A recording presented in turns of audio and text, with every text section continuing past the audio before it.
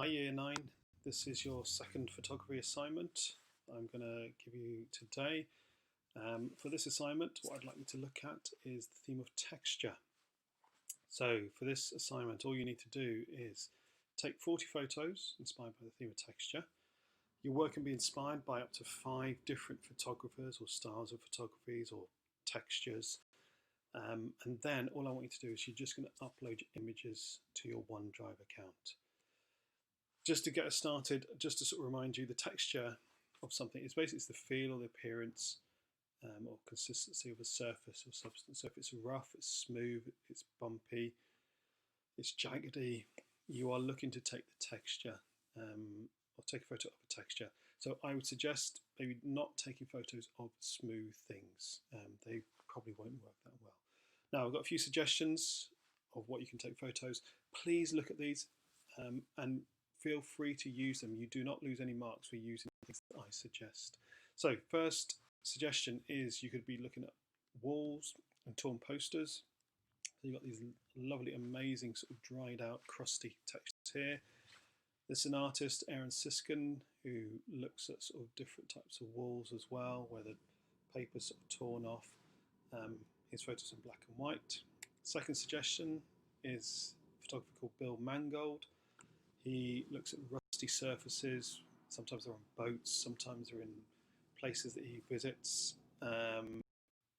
These are some other examples of his works, but we've got this old metal door that's obviously been painted blue and green. It's just got this amazing surface on it. So that's your second suggestion.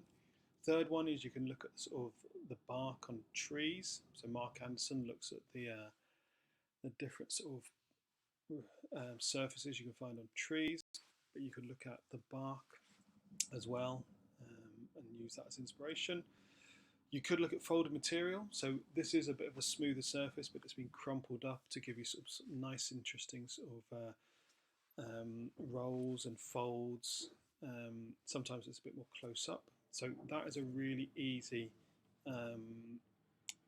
inspiration to use. So that would be a good one. You can use in fruit and vegetables. You've got these lovely sort of bumpy surfaces on the raspberries.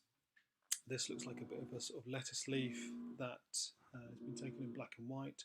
So that would be another good source of inspiration. And again, if you had this lettuce leaf, I would take about 5 or 6 photos, maybe 7 or 8, at different angles. You can see this is on a black backdrop, so if you've got a bit of black paper, try photographing on that.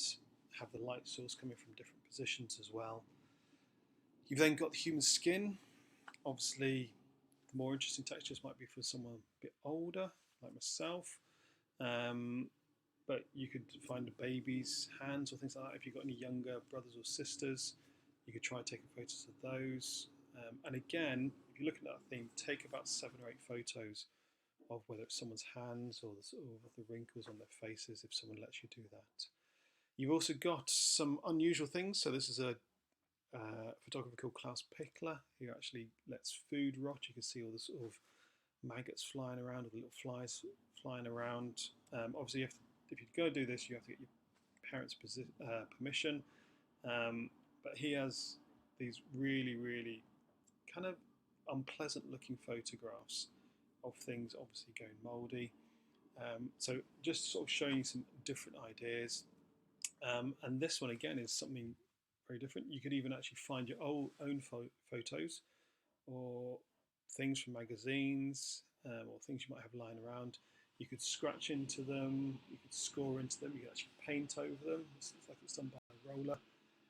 And again, that gives you just a different effect, or slightly different. So what I'd suggest is you take 40 photos. You can use up to, say, 5 of my suggestions there. You could find your own. You could just do one type of photography if you want to take 40 photos on the same theme. We just make sure they're all different, and then just upload them to your OneDrive account. Good luck, and if there are any questions, please just message me on Show My Homework, and I'll try and get back to you as soon as possible. Good luck.